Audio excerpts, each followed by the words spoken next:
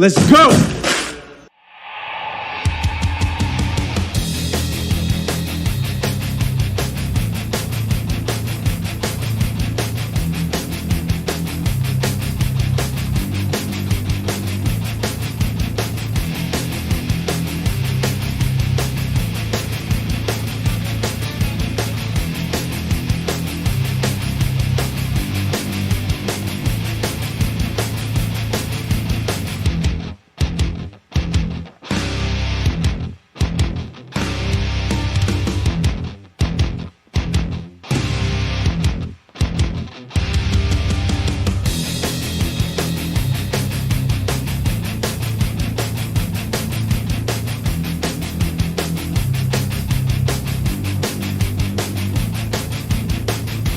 There's the snap, there's the knee. That's one. You stand up, Jared. Put those arms in the air.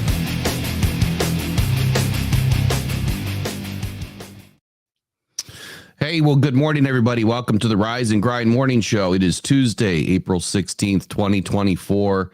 I am having a bit of audio issue. I just want to make sure that Eric, can you hear me okay? Yeah. Okay, perfect. Great.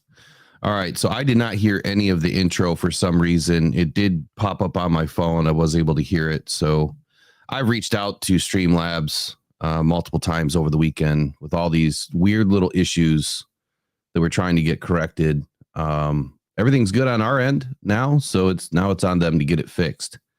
So welcome to Rise and Grind Morning Show. It's not going to be an extremely long show this morning. We've got a lot going on trying to get ready for the pre-draft show. So this week's going to be kind of light. We'll pop on for the normal shows, but they're probably not going to be crazy in depth. I really want to dedicate my time to making sure that the draft show is better than last year's. I thought it went really well. We had over 1,000 people in the pre-draft show. It was incredible, especially back then. We had like 84 subscribers at the time on YouTube. 20,000 on Facebook, and it was a really good show. I mean, we were less than a month into really doing any sort of content. So I'd appreciate if you guys join us next week. Of course, we're giving away 4 jerseys. And, part of the reason why I wanted to wait and give away the jerseys and do gift cards too is because the new jerseys are coming out in 48 hours. We're going to be finding out about the jerseys. So Eric, I want to start with that. Jets jerseys were released. Yeah. And we know that oftentimes the NFL kind of simulates the same type of style. They don't really go too far off with each team, as far as what their jerseys can look like. I mean, there's minor iterations, slight differences. So here's the question. I was under the impression that there was going to be some sort of a stars and stripe component to this. We saw with the Jets, they went from the one stripe across the chest, the black front, the green side, now 2 stripes on the shoulder. If that's what the Lions jerseys look like, which is, to Rod Wood's point, a look back, right? Trying to honor the original and dress it up a little bit with a modern twist, what would be your initial reaction? Oh, I would be very disappointed if they look anything like the Jets. I couldn't tell the difference between the old Jets jersey. That's it. Yeah. You are a little low this morning. Okay. If you could just turn up your main volume on not the level DB, but your main volume on the Roadcaster for the computer. It's like that little 3-prong looking thing for the USB. It'll turn you up just a little bit. So right away, is that still you? Wants to know, Eric, is that a Finnish last name? I've known a few Maki folks, Northwest Ontario, Lake Superior. Is that a Finnish last name? Yeah. So Rintamaki means chest hill in Finnish. And what happened was a lot of the Rintamakis moved to the Upper Peninsula of Michigan. They Americanized the name. So they went to just Mackie. They cut it in half because it was too hard for people to say. So I'm related to all the Rintamakis, the Mackies, and then the Mackies took it and from Finnish to English, which means hill. So I'm related to all the Rintamakis, the Mackies, and the Hills. That's incredible, man. Your family just got a lot bigger by a name change, huh? Oh yeah, That's like crazy. Smith in the phone book over in Finland. Smith or Brown, that's Rintamaki over there. Everybody's got Mackey something in their name over there. So, hey, we just learned something about Eric this morning. Thank you for sharing that. So you'd briefly brought up off air about Valenti talking about the jerseys. What was Valenti's take, if you could paraphrase it a little bit? Yeah. So what Valenti said is that he thought the Jets were timeless in their jersey, that they didn't need to make big changes because their jerseys were timeless and they don't need to touch them. As a fan, I would be so disappointed to get just an extra stripe on your jersey and that's it. No radical change or new look, fresh logo. I think that's half the fun about it. And that's one of the reasons I like that instead of Reebok, now it's Nike, because before we had Reebok, when we had the old black jerseys and the old blue block style jerseys, that was Reebok. Okay. Back when Stafford and Megatron first came in, and then we switched over to Nike. And what does Nike do in the college ranks? They have a different helmet, different logo, different uniform every week for some of these college teams. Look at Oregon and Ohio State and Maryland. I mean, every time you see them, you don't know what they're going to be wearing. And I love that. I kind of like the whole change it up, not the same thing all the time. And the Lions are eligible now to have 3 helmets this year. So they could have the silver helmet that they've used, the blue helmet from last year, and one alternate helmet that could be worn just with alternate stuff. And that makes the blue helmet where they can wear it anytime they want. And I think what they're going to do is use that blue helmet, tweak it just a little bit, maybe with a different logo on it, and have uniforms with the color that match that helmet. I think that was like a blueberry uniform that's all blue with blue pants, blue socks, blue everything, but with some nice white trim and maybe just a little hint of black in there to really make the numbers pop. Because that was one thing Dan Miller talked about, was that you can never read these new Lions jerseys. The numbers are really hard to read. So he said that Rod Wood promised him that the new jerseys are going to be much easier to read from a distance. Just for Dan Miller. Don't get new glasses, buddy. Just we'll change the jerseys just for you, man. I mean, why not? I'm looking forward to it. I don't think the Lions are going to let us down. I really don't. But I would say that I was underwhelmed, with the Jets jerseys, and I don't know if they're timeless. I don't know if the Jets really are timeless in their jerseys. And I thought that they just got some new ones, a few years ago. Like the green seemed to change. It wasn't that, that same darker green that they used to have back in the day. But either way, I'm excited about it. New jerseys are always fun. Hurry up and grab jerseys. If you're looking to get the old blueberries, there's still plenty available. But they're going quick. Matter of fact, I just placed an order while you were talking on Fanatics. I've been waiting for 2.5 weeks now to get an order in because I promised some people some shirts and they keep sending me the wrong stuff.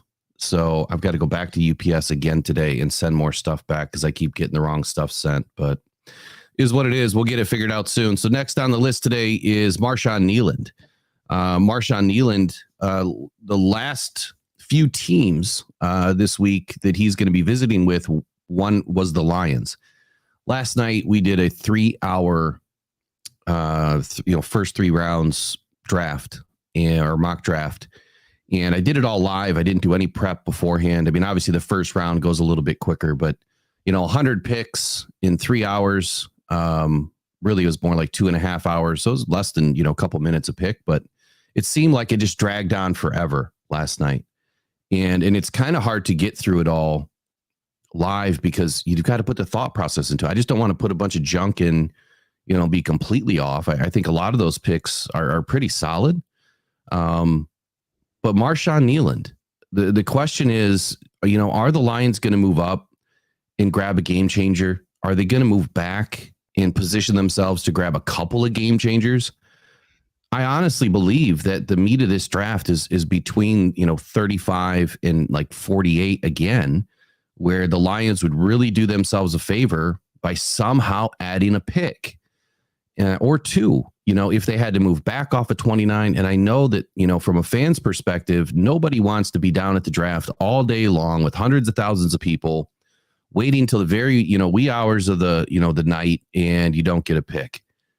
To be honest with you, I'm not so worried about it. I mean, whether they pick at 29 or not, I don't really care. I just want Brad Holmes to get this team some playmakers at the end of the day. I don't think that Brad is really going to worry about what the fans, think. I mean, of course, they're all going to be upset about it if they don't get the pick, at 29 or at least in the first round, on Thursday night. But I think that we need to consider the fact that this team needs to get better, right? So, in your opinion, would you be upset if we didn't have a first round pick on Thursday night, or would you be more inclined to say, hey, he's going to make this team better? All right. So there's two fan side parts of me. There's Eric that's going to the draft party at Ford Field and is going to be there from 5 o'clock until midnight, 1 o'clock when the Lions are on the clock. I am going to want to see a draft pick somewhere on day one. 65,000 people going nuts inside of Ford Field. Yeah, that would be a very special feeling, and I think it would be kind of anticlimactic sitting around all day for a pick that doesn't happen. So to me, I would much rather see us take a pick, but the not the fan, but the actual, the armchair GM is like, oh, we'd be better to trade that away, get an extra second, get an extra third, something like that, and have something more. But I really believe in my heart that we're only 2 players away. We only need 2 in this draft. Right. And what do the Rams say? F them picks. And they go after the 1 or 2 guys they want in the draft some years, and that's all they take. So I think that Brad is setting it up to say, F those picks and go for it. One of these years he's going to. I fully believe that he learned that from Les Snead, and one of these years he's just going to say, you know what? We're taking 1, 2, maybe 3 guys in this entire draft. Right. I mean, I'd say he's gone for it. I mean, shoot, he's traded up to pick 12 or traded back to pick 12 at least twice now. And he's kind of moved all over the board. I'm not afraid of Brad Holmes making moves. I think that I'm more afraid of him grabbing somebody that he feels, is potentially a, extremely good,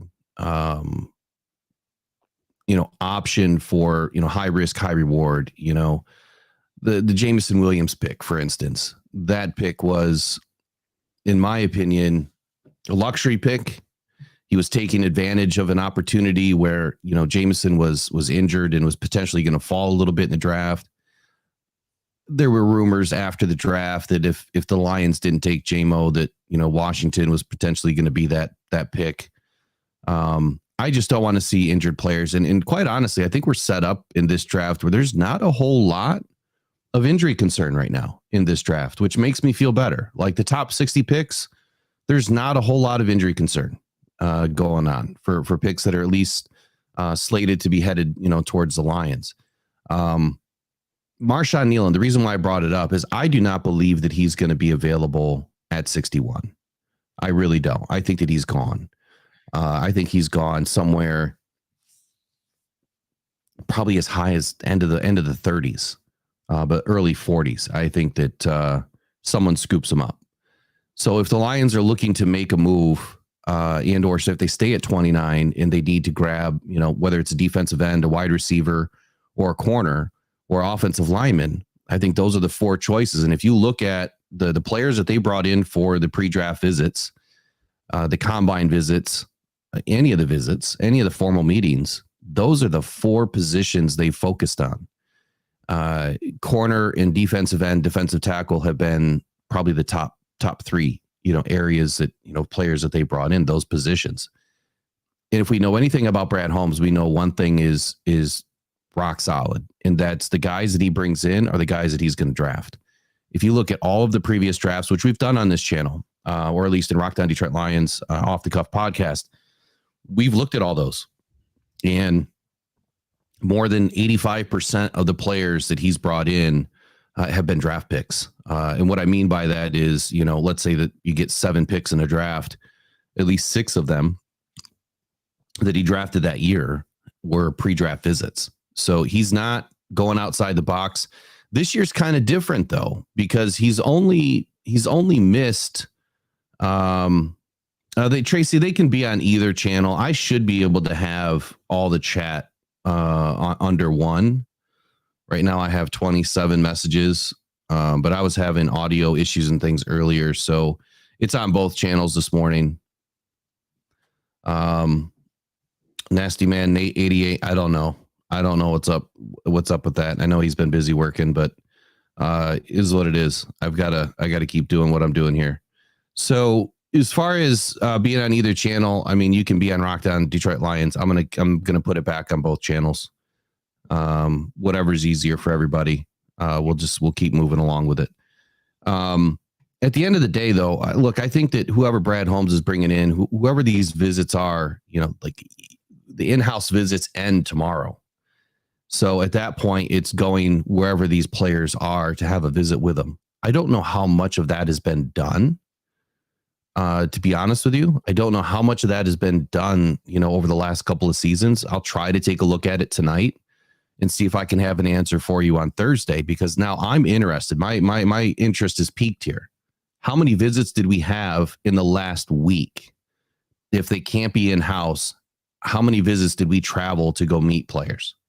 Eric, I don't know if you would know, any of that, but there's only been like 14 visits now in the top 30. So is he scrapping half the visits, or is this another situation where Brad Holmes is saying, look, last year I thought that there was 14 first draft, players or first round players. This year, maybe there's 10, maybe there's 14 again. And he just doesn't have a bunch of first round grades. Maybe he knows who he's going after, and he's got framework put in place for a trade. So let's talk about Higgins next. Do you have anything you want to add to that? I mean, what do you think about this whole thing about? Maybe he's going top secret. Maybe his CIA ended up, and we just don't know. Well, I think he does that every year. But maybe he's added a layer of security to his traffic. He's put up a firewall. Nobody can see who he's bringing in, who he's not. Unless somebody puts out a tweet that saw the person at the airport or saw the person at Ford Field, how are we going to know? I mean, that's the other thing. It's like these are typically put out an official list, correct? No, they don't. So a lot of this is just reported by the many different, insiders, whether it's Reisman, or any of the other, major news networks that know of these meetings. That list has been compiled by putting all those heads together. So we may not know of all of them. They may have some top secret meetings that no one's talking about. So let's talk about Higgins next. So look, on Sportskeeda a few days ago, they started talking about this, but there was an article yesterday that this draft rumor, that started with, some other news sites, not so much YouTube creators, but news sites talking about the Bengals and Lions trade, that the Lions could bring in T. Higgins, $21 million, I believe is what's left on his contract. I mean, come on. Like, are we serious? Like, are we really thinking that they're going to bring in a $21 million guy when we're about to have to pay him on Ra 25, 26? So if they do that, what does that mean for Amon-Ra St. Brown? You can't keep both. You can't have $48 million on 2 wide receivers. It's not going to happen. There's no way. Because even if you trade for him, you're still eating his salary. The only way that wouldn't happen is if the Bengals said, okay, we'll pay the salary. We want your pick. That doesn't happen a whole lot. It's quite rare that it happens. But according to Sportskeeda, It says that T. Higgins has been involved in a saga with the Bengals this whole offseason about wanting to stay or go. And the Lions might swoop in during the 2024 NFL draft and give him an escape route and fresh start.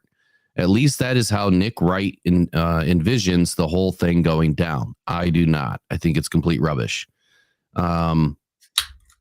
Last season, obviously the Bengals failed to make the playoffs despite, winning record. But I mean, Joe Burrow was injured the whole season.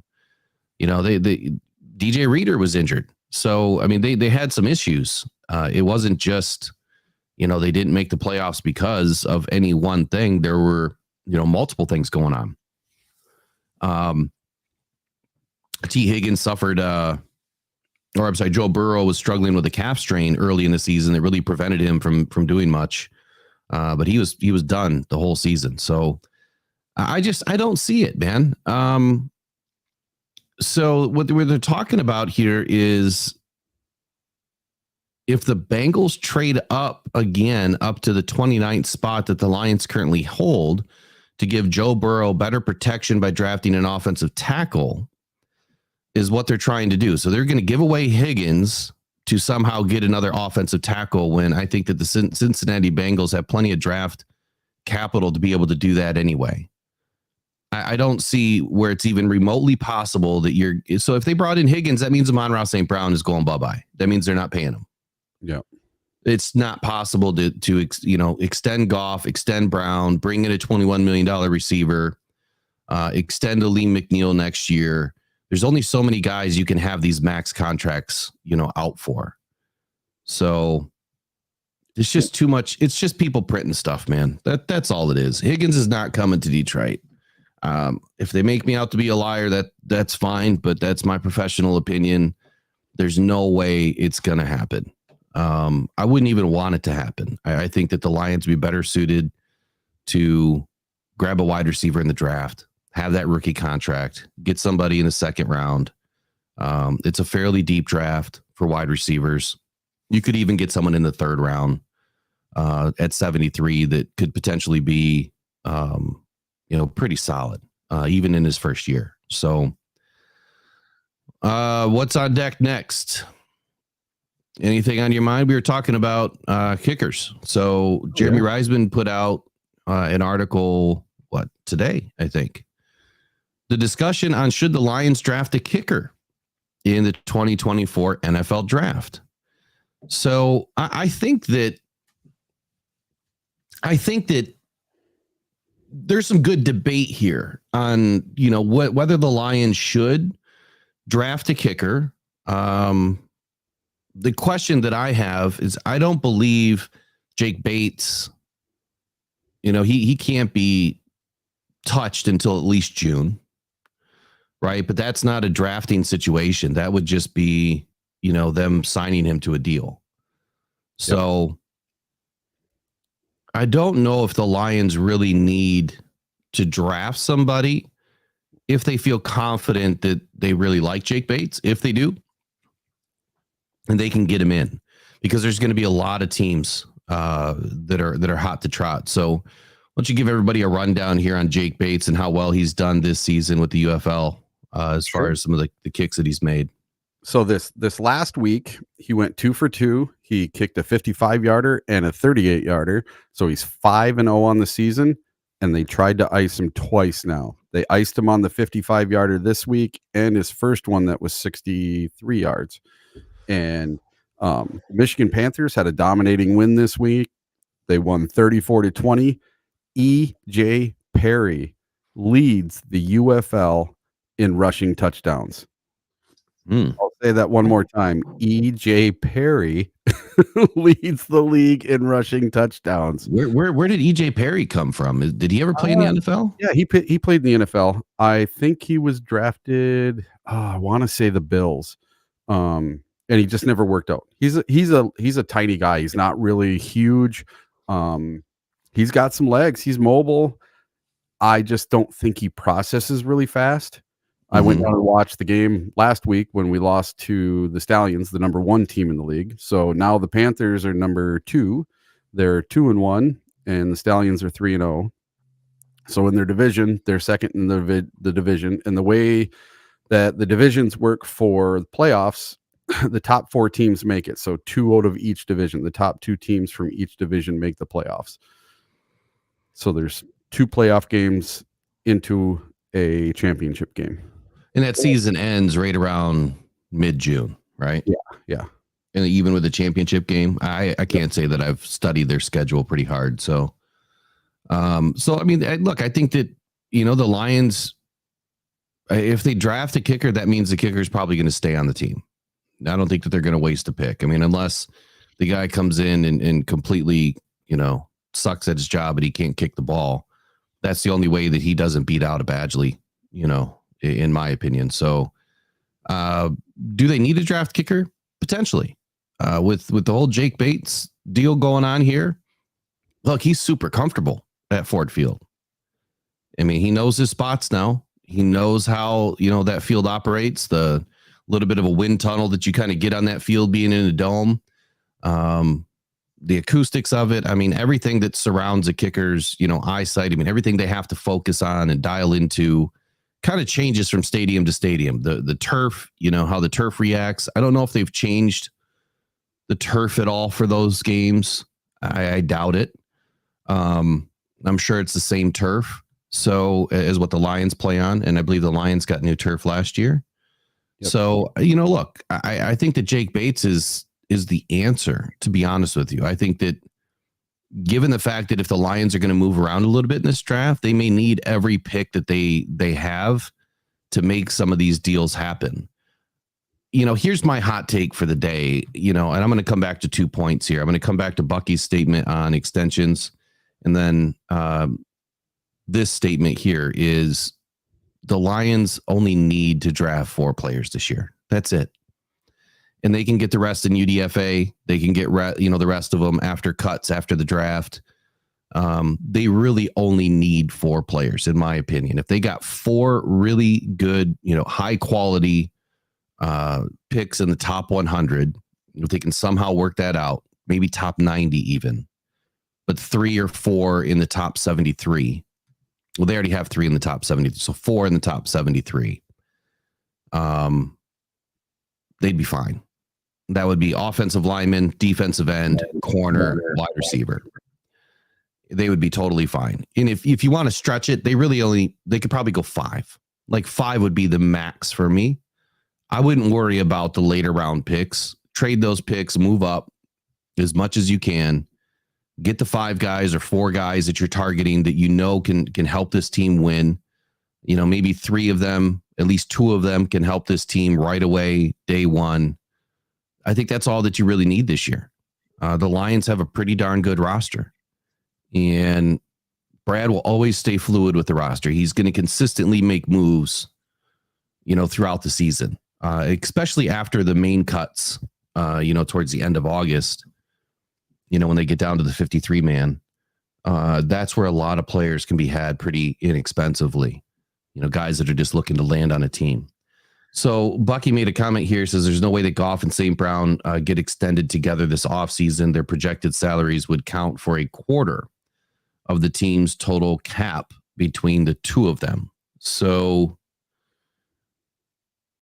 on that front, and I'm not trying to just pick you out, and this is not directed just at you, but I want to address the validity of how, these types of extensions can get done, because we've done it multiple times on this channel. And I've even done it based on Kirk Cousins' exact contract. So, the numbers that he got, the salaries, the signing bonus, everything, the guarantees, all pretty much line up. So the numbers fit. In St. Brown, same thing. We've done, very similar contracts to the league. Top 10 contracts that are out there, and you kind of mirror them a little bit. In the first season, you can actually save money on the cap. You could, if you extend Goff, you could add 5 to 7 million easy just by extending Goff. With St. Brown, it's kind of different because he's only projected to make about 3.6 million this year. And with a signing bonus, he's going to make more than that combined. So I think the money that you save on Goff would go to St. Brown. in the first year. But together, if Goff were to get 50 and St. Brown were to get 25, that's $75 million, right? $75 million, APY. Current cap is what, 256? I think 256. And that's about 29% of the total cap. But the numbers work. When you give a fairly big signing bonus and you spread that money out for 5 seasons, that's the number that you really have to be worried about. And then the overall guarantee. So it can be done. There's no reason why they couldn't get it done. I just don't see them not getting Amon-Ra St. Brown. If they do not extend Amon-Ra St. Brown this year, then I don't think that he's part of the long-term plan, which is unfortunate because next year he's going to have to play on the franchise tag if they can't get a deal done early. And I think at that point, you're going to have a lot of teams that are going to throw their hat in the ring. So for you, Eric, talking about Amon-Ra St. Brown and the type of number that he's commanding, and given some of the most recent contracts that actually might have affected St. Brown with a lower number, how important is it for you to keep St. Brown around from a fan's perspective, but also from an armchair GM's perspective? It's everything. He's what we've built. He's the reason that we draft players in the 4th round, the 5th round, the 6th round, the 7th round. We want them to succeed. We want them to go above and beyond and play with a value more than the contract that they had. And then we want to pay them so other players will follow suit and do the same thing. So Antoine Green will work his butt off every day to be just as good as Amon-Ra St. Brown. Imagine him coming in year 2 and Amon-Ra rubbed off on him, and then he rubs off on the next one, and then that guy rubs off on the next one. You build a culture. You're not just buying players to buy players because they did good somewhere else. The Bears brought all their wide receivers in from somewhere else. They didn't draft them. They didn't bring them up in a culture and have them teach the people behind them. So in my opinion, it's very, very important that we get St. Brown done. I think St. Brown really needs to get done. And I don't necessarily think that Amon-Ra St. Brown is trying to get Justin Jefferson type of money. I wholeheartedly believe they already have a deal in a handshake deal in place, and they have to wait till the right time to do it. Yeah, so that's a great question too. Like, when is the right time? There's a lot of speculation when you look at when bigger deals get done. It is typically May and June. That is when the bigger deals get done every year. May and June is a loaded month. Both of those months are pretty loaded with a lot of the bigger extensions, a lot of the bigger deals. They take time. There's a lot that goes into it. You might think it's pretty simple just to throw a contract together, but it's not. I mean, you've got multiple lawyers and financial experts involved in these that have to project everything about the team. It's not just one player. It's the top 51. And then, lining up this team, for the next 3, 4, 5, 6, 10 seasons. So there's a lot of projections that go into it. And that's why these deals take so long to get done. As far as the type of money that Amon-Ra St. Brown is looking for, I can assure you this guy wants to get paid. He has a list, right? He has a list of 14 guys that were picked ahead of him. I think it was it 14 guys? I think so. Yeah. And, Amon-Ra St. Brown keeps track of these guys. One guy in particular, Devonta Smith. And Devonta Smith, I can guarantee you that Amon-Ra has been watching his career. He just signed a 3-year, $75 million extension. So that gives you the number right there. Yeah, 51 guaranteed. Right. So that gives you the number that Amon-Ra St. Brown is definitely going to get. Both players were taken in the 2021 draft. The Eagles selected Smith, who agreed to his extension on Monday with the 10th overall pick. in the first round. And St. Brown lasted until the fourth round, where the Lions took him at 112. So St. Brown was the 17th wide receiver taken in the draft. He was extremely insulted by that. He's put that chip firmly upon his shoulder. He writes in his little black book, as he calls it, whether it's every day or every year, he puts his goals in there and, some of the things that he wants to do. But over his three-year career so far, St. Brown has clearly outperformed Smith. He's posted 315 receptions, 2 100-catch seasons, the last 2 seasons, 3,588 yards receiving, 2 seasons over 1,100 yards, and 1 over 1,500 yards, just 2023. 21 touchdown catches and 2 Pro Bowl selections. Smith, 240 receptions. So St. Brown's got him beat by 75 catches. A season high of 95 catches. So St. Brown has him beat by, what was last year's numbers? Was it 104? Yeah, it was over 100. Yeah. So, I mean, he's got him beat by, probably 10 catches, on his best season. 3,178 yards. So St. Brown's got him beat there by 410 yards. 1 season over 1,100. St. Brown's got him beat with 2. And 2 over 1,000. So they're tied there. 19 touchdown receptions, no Pro Bowls. St. Brown has 2 Pro Bowls and has him beat by 2 touchdowns. So, I mean, they're fairly, they're pretty close, right? Pretty close as far as, where they have been is, numbers wise, and the stats and the production, fairly close. But St. Brown's got him beat, hands down. St. Brown should have been a top 20 pick in that draft. Should have been. Why wasn't he? How did everybody miss on St. Brown but Brad Holmes? I'm glad that St. became a Detroit Lion and that Brad Holmes, found this guy and stayed up on him and was able to add him to our team, later in the draft, which clearly spurned St. Brown to be the player that he is today. And at this point, I think it's fair to say that St. Brown's going to get no less than $25 million. And I don't even think that the conversation starts without $25 million being on the table.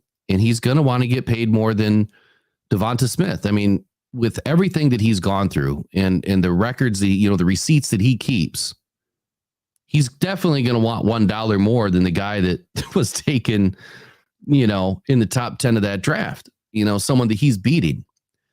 So that's why I do not believe it's possible that the Lions would add another $21 million receiver to this team, even via trade. You still bring in the contract. It's not going to happen. So what do you think at the end of the day, though, numbers wise for St. Brown? Like, how much are you willing to pay this guy? How long, do you think that he remains a Lion? Yeah, I think they might do something longer. This might be Brad Holmes' first 4 or 5 year contract and spread it out a little more, give him just a little less, maybe $27 million a year. Give him a whole bunch of bonus money, upfront money, guaranteed money. And the thing about St. Brown is this: he's not a diva. So, he's most definitely a diva. No, he's not. He's not going to be a problem in the locker room if his deal doesn't get done by the start of the season. He's not going to be a distraction if something doesn't go his way right away. That's what I mean by diva. He's not going to be screaming on social media, "Oh, the Lions aren't giving me a contract, so I'm not going to OTAs." He was there yesterday. Right. Justin Jefferson and CeeDee Lamb, they didn't go yesterday because they want bigger contracts. Right. They're all 3 of them are in the same situation right now. They're all on the last year of their deal, and those guys are holding out. St. Brown's not. He's putting his nose to the grindstone and he's getting in there and grinding it out. So that's the thing I like about St. Brown. Even though things aren't necessarily going his way right now, he's still showing up to work and doing what he needs to do. So Justin G, I would be the only one that would know that answer. And to your question, I don't have an answer at all. So as far as as far as the rest of that, I'm not going to concern myself with it. To Peter Van Larhoven's question here, when Justin Jefferson signs for $35 million, where does Amon-Ra's numbers go? Where does his number go? I don't think it goes anywhere, to be honest with you. I think that Justin Jefferson is way overpaid. I mean, yeah, he's an exceptional wide receiver. We're talking two different styles of wide receivers, though. JJ, in my opinion, he's the blazing speed X receiver. That's not what Amon-Ra St. Brown. I think you still have to, explain to, Amon-Ra St. Brown, like, look, yeah, you've had some great years with some numbers, some stats, absolutely incredible, but you're the primary target. So you're going to get a lot more, stats than the other guys because you are the primary target. What happens when we add another, top wide receiver to this wide receiver room? What happens when we add an X receiver and that individual starts eating into your numbers? You're not going to get 1,500 yards a year. You may not even get 1,200 yards a year anymore. So Justin Jefferson, I believe, is way overpaid. I mean, yeah, he's had incredible seasons, 1,074, 1,800, 1,616, 1,400, over the last 4 seasons. His last year was his worst year. I mean, obviously the Vikings had a down year, 68 receptions, but I think that Justin Jefferson is probably crying right now because that team is in shambles. He doesn't have their Kirk Cousins arm right now throwing him the ball. He's probably worried about his career because they don't have a top tier quarterback in that room. And he's going to say, look, if you're going to derail my career, by not giving me the quarterback that, that I deserve, that I need to do my job, then you're going to pay me to be here, is probably what he's saying. Because either I'm going to get paid or you're shipping me off to another team. Quite honestly, the Vikings, and I'm not just saying this because I'm a Lions, supporter and fan, they would be wise to try to find a trade for Justin Jefferson and start over. And I know that's crazy to say because he's so good, but you can only be so good for so long paying someone $35 million a year. Yep. That's crazy money. It's crazy. I don't care what position it is outside a quarterback. That is crazy money. You can't have but one of those on your team. I mean, it's not like you can have a defensive end, a defensive tackle, a wide receiver, all making, 30 plus million a year. You just can't. And if you go back and look at, we lost Eric. Eric, you have to come back in. So Streamlabs, thanks. This is one of the problems you got to fix. That was quick. Oh, what was that? I don't know. It just happens. So it's been happening more lately. I forgot what I was saying. You can only have one or two, big contract. Yeah, but I was going to go somewhere with it. I guess the point really is there, like what I was saying, there's only so long that any team can be good, paying that kind of money to that many players. Where I was going with it was the Lions, when they had Ndamukong Suh making crazy money, Nick Fairley, Matt Stafford, Calvin Johnson. I mean, you had these 4 guys that were making up like more than 50%. I think it was more than 50% of the entire cap. 4 guys. That can't happen. You can't have that happen. You'll never be able to build. That's why the Lions couldn't build a team.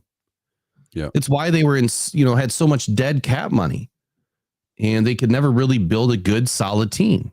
So I think that, smart guys like Brad Holmes are just going to have those tough conversations and say, look, yes, your services are wanted here. We can't afford to pay all these players. We have to do one or the other.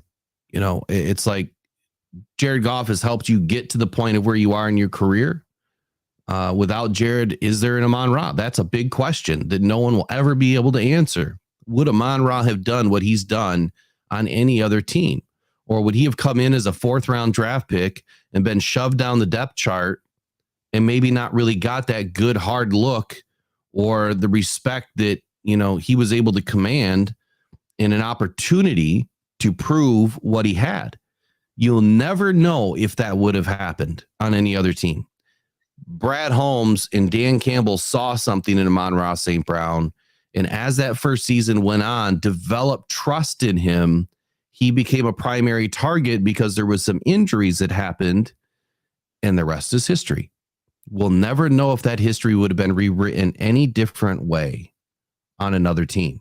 But I think the conversation with Brad Holmes and these players is, do we want to win a championship, or do you really need an extra $5 million per year? I would love to win a championship. And I've said this a million times.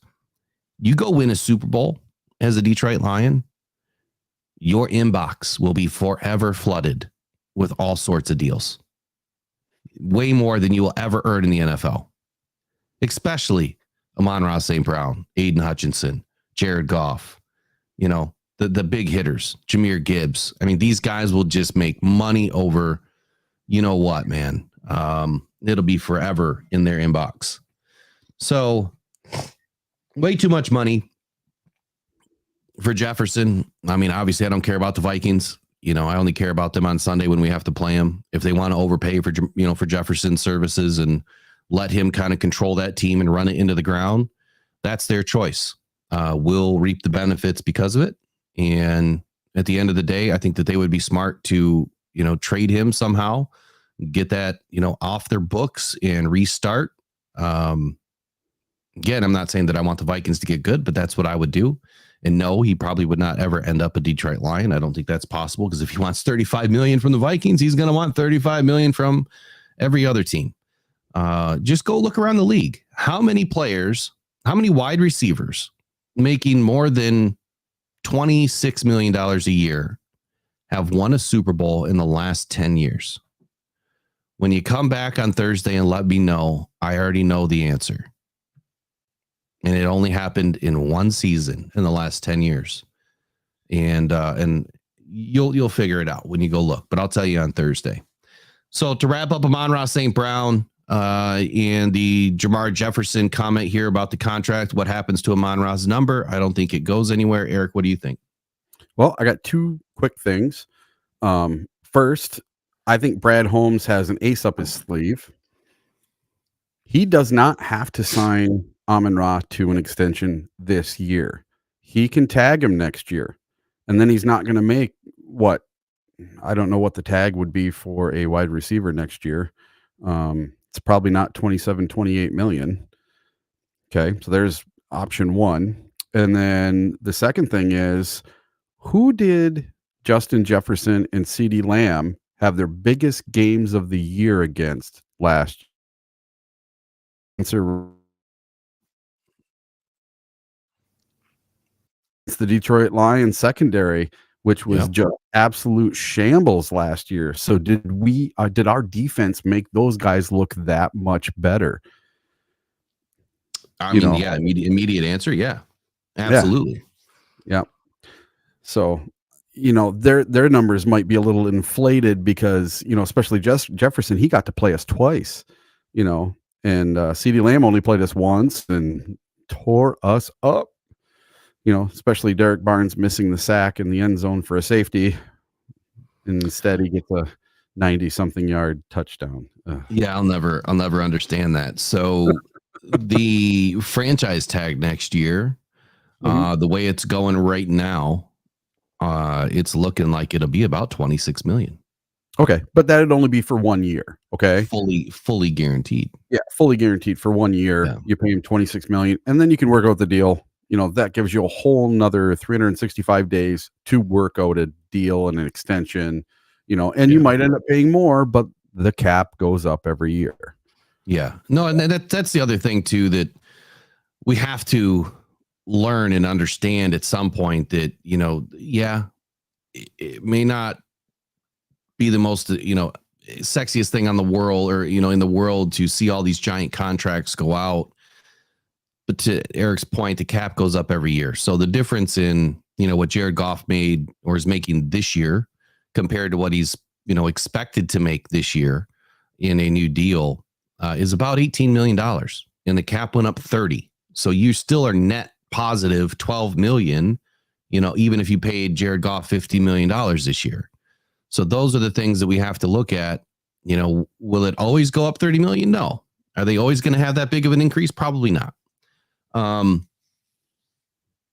one thing I threw out about Amon-Ra, and then I'll jump off this subject, is, and then this is a tough one because Amon-Ra knows, since we brought up the franchise tag, he knows the possibility is there that he could get franchise tagged. If the Lions, brought him another opportunity and said, look, we just can't do it this year. We've got to wait. We've got other things that we need to do. And that, is making this team better so we can make a run. Maybe that's, moving things around, signing other players, bringing in some high price free agents that are still available to make this team better. Having that safety net. So if somebody gets injured, they have money to be able to go out and do something, right? If I were Amon-Ra, I would agree to say, look, I don't want to play in the franchise tag. I really don't. But why don't you just give me a 1-year extension at the franchise tag money and, give me 75% of it guaranteed and get that to me now, split it up over 2 years, add a couple of void years. Then the Lions aren't paying all of that money in one season. So at least he knows he's guaranteed to get, $30 million guaranteed between next year's, 1-year deal and then this year's fully guaranteed portion of his contract. And then that gives them time to talk about it, table it. He knows he's getting $26 or $30 million no matter what happens. Makes a big difference. I mean, you could live off that money for life. You really could. I don't think, unless you're extremely irresponsible with your money, he could live off that money for life. So that's it out of Amon-Ra St. Brown. Looks like Peter Van Laarhoven just brought up Decker. Decker is going into his last season, and you have no one on the roster to take his place. So I don't know what I missed before in the chat, but if we want to talk about Taylor Decker for a moment, I think that's a good conversation. Taylor Decker is and has been an extremely reliable tackle for the Lions. Yeah, he had a couple of bad games last year. He absolutely did. Rafael Reyes, so the 18th, just here in a couple of days, the jerseys will be released. So Taylor Decker's been extremely reliable. He's in a very good position being on an offensive line that has had so many good players, on this team. And right now he's in the last year of his deal. He's set to make $19.1 million, of which only $500,000 of his contract is guaranteed. So if the Lions wanted to move off of Taylor Decker right now, the unfortunate side of it is some of the bonus money that he's still owed is not paid out, it looks like, until it looks like parts of it are next year. But the Lions would eat about $9.8 million. So it doesn't make sense because he's only guaranteed $500,000, but $9.8 million would be dead cap. So would the Lions move off of Taylor Decker in the last season? I doubt it. If Taylor Decker is thinking about playing longer, being part of this team for a couple more seasons, I mean, you got Graham Glasgow that's signed for 3 years. Ragnow, I think, is signed for another 2 seasons after this year. I think that it makes sense to extend Taylor Decker as opposed to trying to move off of him. There's been some talk in the chat boards on Twitter and other places where people think it's time for Decker to go. That would be a huge mistake, in my opinion. What do you think, Eric? What do you think about Taylor Decker? I mean, we know Brad Holmes doesn't want to break up this O-line. Yeah, I think Decker gave up, 8 sacks last year, one of his worst years sack-wise. But listen, he's been nothing but a trooper for the Lions. I know he came from the old regime, he wasn't drafted by Brad Holmes. But I would rather see a 1 or 2 year extension, keep him around. If he decides to retire, he decides to retire. Let's don't force him out the door. That guy's given his heart to this city and to that team, blocking for Stafford and Megatron and all the other people we had. And he was he tried to be part of the team, and at one point he was one of the higher paid left tackles in the league, and now we have him at a bargain because we did sign him to a good contract 3-4 years ago. But yeah, I think a 1 or 2 year extension is what's coming for him, maybe right before the season starts. But he has to figure out whether he wants to keep going or not. It might be all up to him.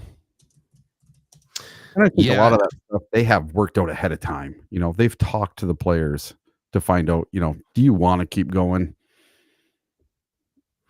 So, I mean, look, the Decker had to deal with inconsistency at left guard. Jonah Jackson in and out. Graham Glasgow was actually pretty decent over on the left side when he had to step in. I can't remember if Kobe Sorsdahl played left tackle or left guard at all last year. He might have, but then he had Coyote Awosika, who had just awful grades. I mean, high 30s, high 40s overall. He didn't give up a bunch of sacks or anything, but there's a huge drop off between, a Jonah Jackson and a Coyote or anybody else. But Graham was pretty solid. And I think the games that, Taylor Decker had some bad games. Obviously, the Packer game was a bad game. The Baltimore Ravens game, I think, was probably one of his worst games that I've seen in a long time. But overall, I mean, look at the quality of defensive ends and D tackles that he went up against last year. Oh, yeah. And you never see him have 2 bad games in a row? No, not once. And look, I think it was expected. I mean, when you look across that entire line, someone was going to give up sacks at some point, but collectively, they played extremely strong, having to deal with the injuries and things that they've had to deal with. You're going to get attacked differently. You're going to get schemed against differently when they know that Ragnow's foot is bothering them. And, and Jonah Jackson has a bee sting or something in his hand and he can't play, whatever was going on there. That was supposed to be a joke because Jonah he didn't have the grit, man. Guy has a scratch and he couldn't play. And I'm going to tell you, Decker, I'll bet you anything that he had injuries that we just didn't know about. Oh, yeah. They all do. Yeah. Oh, yeah. They offensive line, man, they are some of the nastiest guys in the NFL, man. I mean, they are so underappreciated for what they do, but they don't cry, right? They don't whine. The ones that don't play well. But the guys that stand in there and take the beating and to protect their quarterback. I mean, it's like the old days, man. I mean, you protect the king, right? The king is the quarterback, and they will die on their shield on that field to protect that quarterback. And that's what I see from guys like Taylor Decker, the relationships that these guys have, with their comrades on this field, man. It's fun to watch. It kind of pulls at the heartstrings a little bit, when you see the interactions between these guys. It, being in that situation, if you've ever played sports, it doesn't matter what level it is, what it's like to be part of that team and what you would do for that team. If you were on the right teams, it was coached right. I mean, you would have those types of feelings. So anyway, look, Taylor Decker, I would say that it would make more sense to try to extend him to lessen the blow, of his contract this season. Maybe you put in a 2-year deal that is fairly team friendly, just to extend him out. I mean, you could still move off of him at any point in time and probably not, be any worse off, and let him make the decision, in the contract that if he retires, then his guaranteed money obviously goes away. But, got to keep this offensive line together. Absolutely have to. And Taylor Decker's not going anywhere. I think it would be silly of Brad Holmes to do something like that. So here's one for you, Will. Mm-hmm. When's the last time we had a player that we drafted in the first round, Taylor Decker, that person played out their entire career with the Lions, retired a Lion when they wanted to retire, not because they were forced to? I can't remember one. A first rounder? Yeah, first rounder that we selected for the Detroit Lions that retired as a Lion and went out on their terms. I can't remember one. Well, we know it wasn't Matt Stafford. No, they all move on to somewhere else, you know? Yeah. Well, so Calvin Johnson retired, but that was kind of a weird one. Yeah. I don't think that was on his own accord, you know? I think he was forced to, basically. I think he was fed up. Yeah, that's what I mean. Yeah. He just kind of hung it up. But to your point though, Peter, yeah, I mean that would be one. Yeah. But I think I know what you're saying. I mean, like the story, the story that goes with it. So a Jason Kelce is the story, right? A Jason Kelce for the Eagles, that comes into the league and stays with one team his entire life. And then the story that you get when he retires that really resonates with you. That's what I think we're trying to communicate here. Go ahead. Jason Hanson. That would be one for sure. That was a while ago. Yeah. But 23 years he played for us. The story. Yep. Our leading scorer for all time. When he comes back to Ford Field, the place erupts. Yeah. It's awesome. I know he's not Barry, but he was one of my all-time favorite Lions. You know that. I love Jason Hanson. I need to get me a Hanson jersey when these new jerseys come out on Thursday. Yeah. If they make them. I don't know what they're going to release right away. I just hope that I hope that they do customs, but because I'm going to jump right on it first thing in the morning. Otherwise, they'll be gone. We've been trying to do custom Laporta white jerseys now for since last year, and they're not even offering it. Yeah. So as far as what's next for the Lions, interestingly enough, I do believe that right tackle is a big play here for them in the draft. And the reason why I say that, and you guys have heard me say this a few times already, we have positional versatility with Penei Sewell. And Penei Sewell is another guy that's due for an extension. You're not going to let him walk. That's a guy that you're going to have to pay. And that's where, with roster roulette that you guys have also heard me talk about, how do you keep these guys on the team and still, not have a drop off of quality between, the guy that's, aging out and the guy that's coming in? You've got to replace him with first round talent or second round talent that plays as a first round talent. I think that right tackle is an extremely important position on this team because Penei Sewell can move to the left side. And if he moves to the left side, that takes care of Taylor Decker. So if you extend Sewell right now and Taylor plays, let's just say 2 more seasons, but you've got Penei locked up for another 5. I think Penei will get a 5-year deal.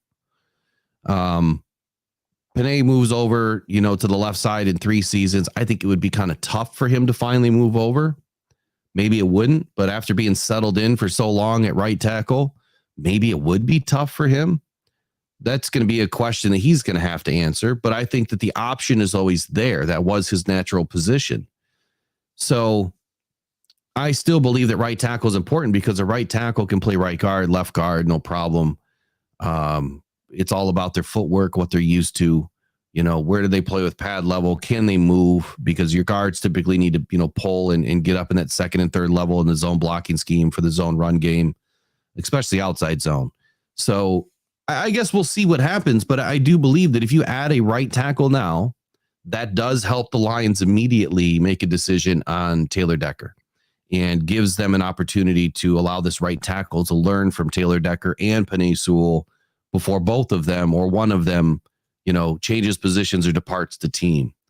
So I expect the Lions to definitely draft a right tackle or a tackle in this draft, someone that can help, either be a swing tackle or fill in at either guard position.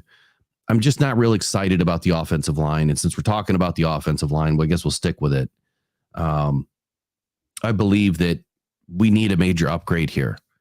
Kobe Sorsdahl did not do it for me last year. Abel Sika, he was just signed to an exclusive rights free agent deal, but that's it. I mean, this guy is not a long-term deal for a reason. The Lions need a major upgrade so that we can keep this offensive line together. Without an offensive line, we don't have a run game. Without an offensive line, we don't have time to get the pass out. And Jared Goff needs 2.6, 2.7 seconds. That's where he is money. If he can have at least that amount of time, he's able to slice and dice. So anything pops out in your head, Eric, about the offensive line, and we'll wrap up that segment?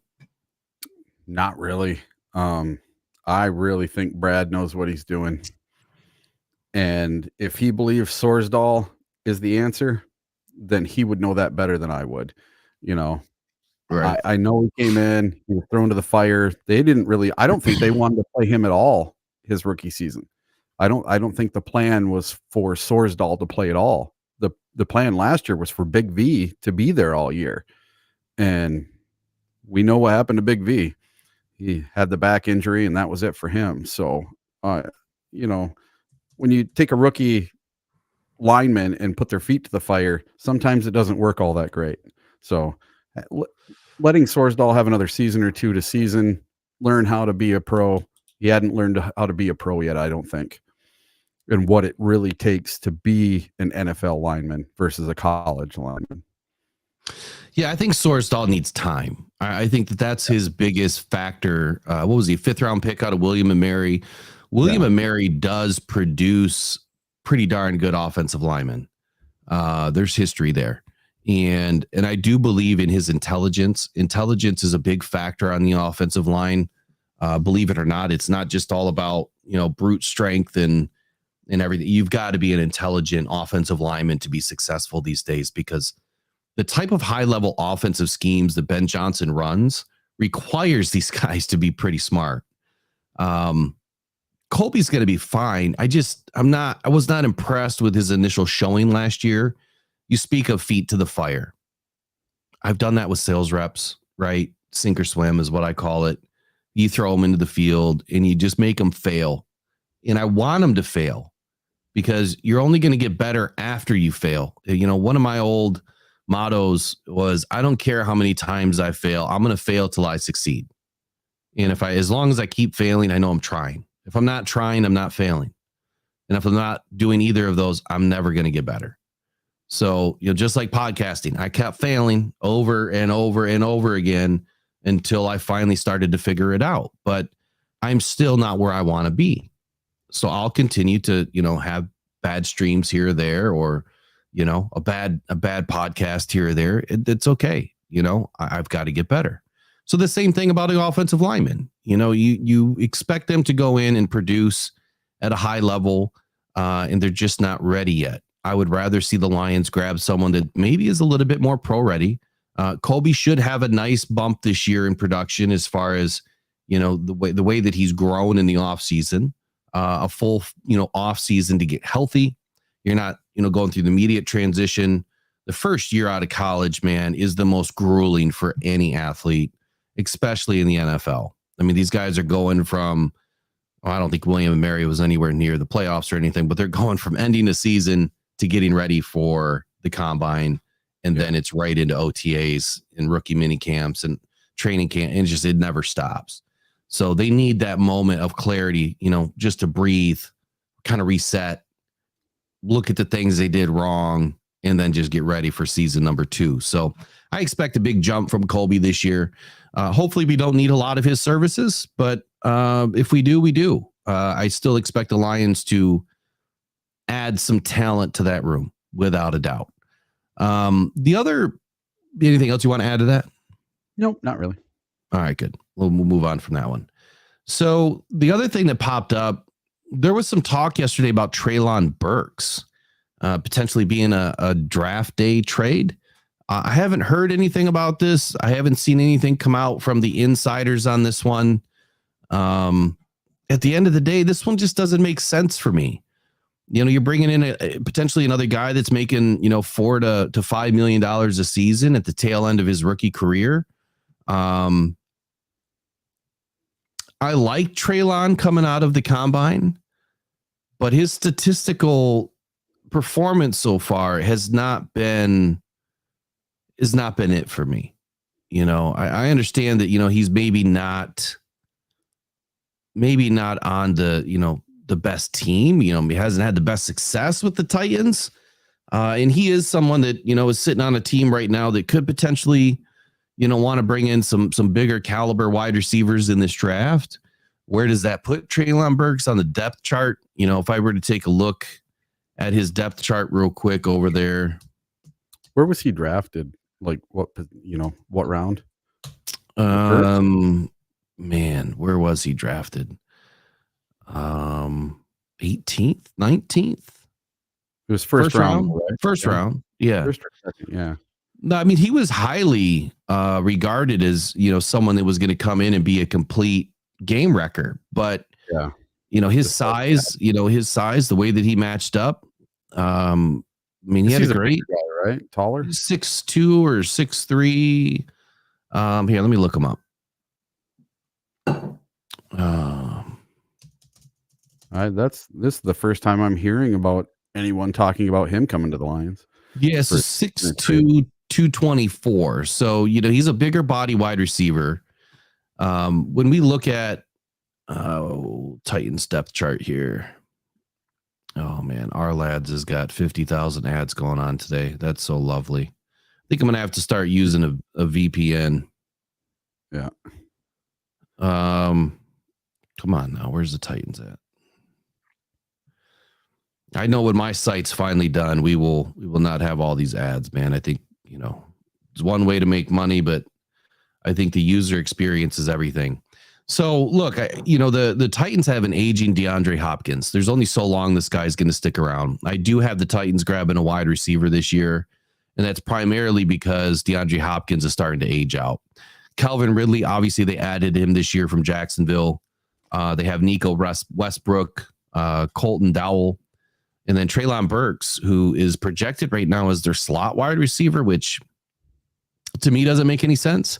Because of his size, I think that Calvin Ridley would, make more sense in the slot, but he's an outside receiver.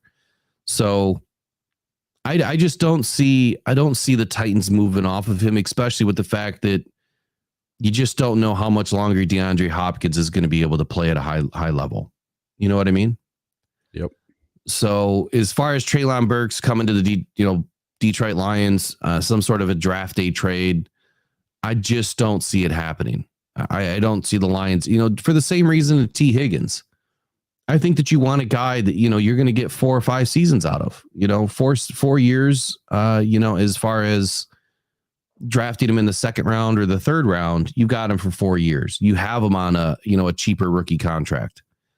And where the Lions are picking, 61 and 73, I mean, that contract is only going to be about 1.25 per year, whereas Treylon is 3.9 and 4.6 million. So just killing rumors to your guys' questions in there. What are we talking about? Talking about some rumor mill going around about players potentially coming to the Lions.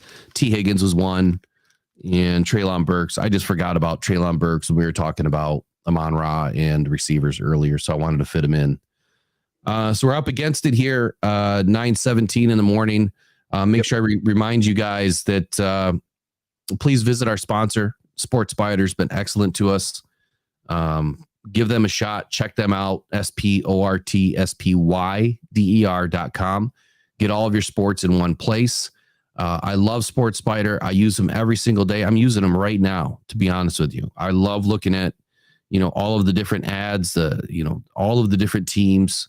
But all of the different, avenues that you can populate your news about sports on this site, whether it's Major League, baseball, NFL, NBA, NHL, college hoops, college football, soccer, you name it. They've got everything. Boxing, cycling, CrossFit, Formula One, golf, horse racing, skateboarding, even skiing, snowboarding, swimming, tennis, WWE, NASCAR, MMA. They have it all. So check them out, sportspider.com, and you'll see Rock Down Detroit Lions is featured. Rock Down Podcast Network is featured underneath popular in news, and you can definitely catch us there too. It brings you right to the YouTube site. Lastly, on today's list, we've spoken about this last night. Breaking news yesterday, the Lions signed 3 exclusive rights free agents, and we'll go through this one quickly. Lions brought back Craig Reynolds, running back. They also brought back Coyote Iwasika, and the bigger name of the three, James Houston. So I'm glad to see James Houston and Craig back. I think the AO Sika is a camp body at this moment until we bring in, or depending on who we bring in through the draft. Any of these names pop off the board for you? Do anything for you right now? Are you excited to see some of them back? Yeah, sure. Craig Reynolds was 4.4 yards a carry last year when he got in on limited service. Even got a touchdown when he wasn't supposed to. Yeah, I really like Craig Reynolds. I like the underdog story. I always do as a fan. I like the guys from the small schools, doing something. It's not like he's a number one running back. He's a number 3. He's the guy we need when David Montgomery goes down with a chest injury or Gibbs goes out with a hamstring. So he's the guy that can fill in when one of those guys goes down. He gets the hard nose 1 or 2 yards that we need now and then, and he busts one every once in a while, and he can catch a pass if he has to. That's not his forte or his big strong suit, but I like Craig Reynolds. I like his underdog story, and his dad's pretty cool. He was good on Hard Knocks, so I really fell in love with Craig during the Hard Knocks series. And then Houston, oh my God, if he can be half of what he was the second half of 2022, man, that could be a lot of fun watching him and Betts and Davenport all try to let's see who gets it. A nice little rotation going. Houston could be huge if he can become a starter. I would love to see Houston become a starter. Yeah, I don't know if he's going to be a starter unless, man, if AG screws around with him again this year and tries to make him as an outside linebacker. And I know he's slotted as an outside linebacker. I think it's just because of the kind of, position that he fits in, but he's really a hybrid. Defensive end, Sam linebacker, if you will. And look, I don't think he's really ever going to be a starter. I think he's just going to be utilized on third down situations, which is where he belongs. I mean, any sort of a passing situation where you think that you have an opportunity to get to the quarterback and you can get that speed and that bend in the game that Houston was able to bring to the game. That's where he's going to be highly impactful. He's not going to be a 3-down guy. Yeah. He's not going to be someone that racks up a ton of stats. He's going to be someone that can go in and change the field for you. And he's going to be used in situational components of the game that, I think will benefit the Lions. I really do. I think it's going to be interesting. If we add another defensive end, I think that James Houston's going to have a real tough time trying to stick to this roster. I think that it's starting to get pretty thick down there on the depth chart. And don't we want it to be hard for him? Well, I do want it to be hard for him because I want it to be hard for everybody. I want the competition there. I think that's exactly what they're looking to do. It'll be interesting to see what happens, but I think that James has an upward hill, uphill battle, if you will. One, he's got to come back from injury, and he's got to come back fully healthy. And display the same type of bend that he had. The guy can bend, man. He can bend, and that's tough. That's tough to do, but he's not overly tall either. That helps his situation. So as far as Craig Reynolds, look, I'm not afraid of the Lions grabbing a 5th round running back at all. I love Craig. Like you said, the story, listening to the story about his family and his brother and, everything that he's gone through in life and took the right path, right? Incredible story. I think that Craig would definitely land on his feet had he not made it, with the Lions. I think that he would have landed somewhere. I do like his value as a blocker. I do love his value in special teams. I think that he is somebody that gives this Lions team a little bit of security. You know what I mean? Gives them a little bit of security. When we lost Demo last year, he was able to slide in and continue toting the rock at a good clip. And that's what we look forward to. Someone that can come in 4.4 yards a carry, continue, putting this offense in a good situation and then blocking downfield. That's big time. This team is all about it, all about blocking downfield. So happy to see all three of these guys back. Coyote, I'm happy to see him back, but at the same time, I want to see him do something different when he's in the game. So if he makes it all the way to preseason, I hope that we see a different Coyote Awosika this year. He just doesn't do it for me. Not every player does. Not every player will. Everybody has something about this player or that player. Coyote's just one of those guys for me that I'm just not excited about, but he's on the team, so I support him. And I hope Coyote has an excellent, off season and training camp, and he does right. He gets himself back into good shape and shows us that there's still something to Awosika that we haven't seen yet. So anything else you want to finish this morning with? No, not really. Yeah. All right. What's on deck next week? We've got the NFL draft show, pre-draft show on Wednesday. I think Coach Bono is going to be joining me. I'm not sure if Eric's going to be around, but obviously if you are, you be there. Be more than welcome to come in. It'll be a 4-hour show roughly. We started 6 p.m. Right here on Rocked On Detroit Lions, Rocked On Podcast Network. 4 jerseys will be given away, and you've got to be live in the show. You've got to be in the show to be able to win. I'm going to go ahead and do some spins or select somebody or do something. I don't know how I'm going to do it yet. Obviously, the entries that you get to spin with for donating to the super chats, as well as buy me a coffee. There's a video under videos. You can watch the full entry rules. But if you do donate to the channel, you get extra entries for 2 of the jerseys.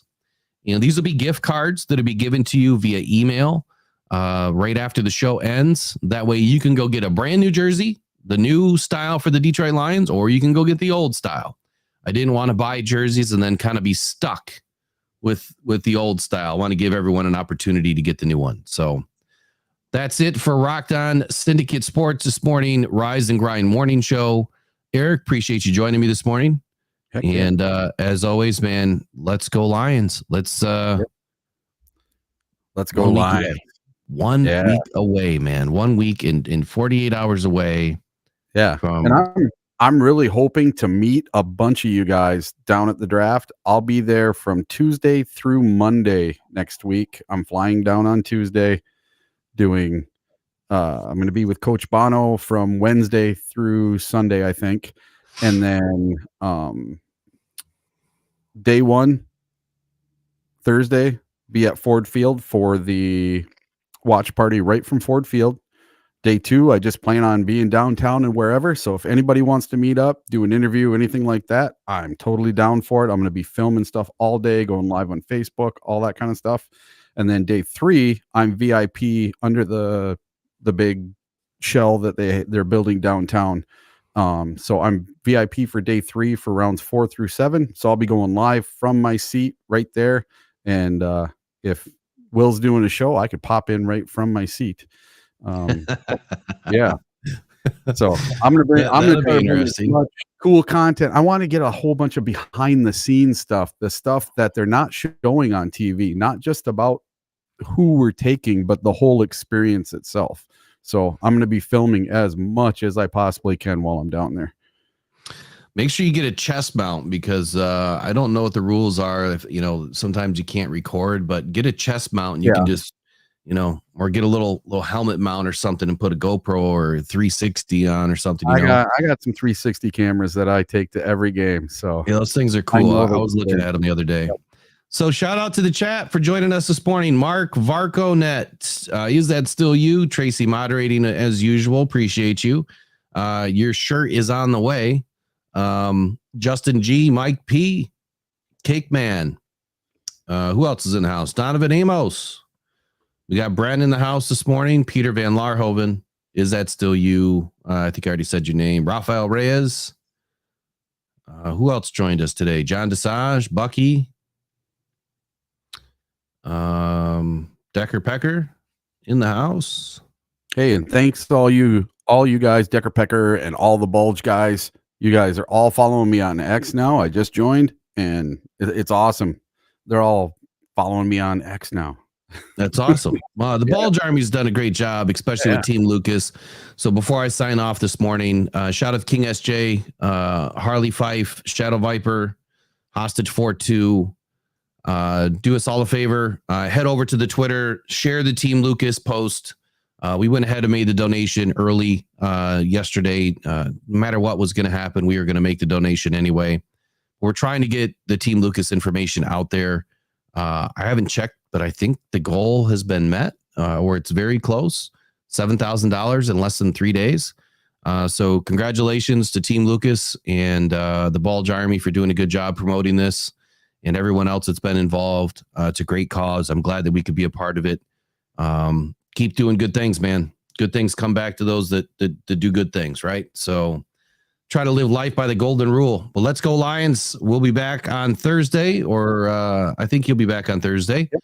And we'll have another show line up, and we'll put the rest of the schedule out till next Wednesday. It's going to be a little light because I need some time to make sure I get this done right. So happy birthday tomorrow to Sports Talk with Rob. You still got to get on a show, man. So reach out when you have some time. All right, guys, take care. Go on Pride. Go Detroit Lions. We'll catch you next time.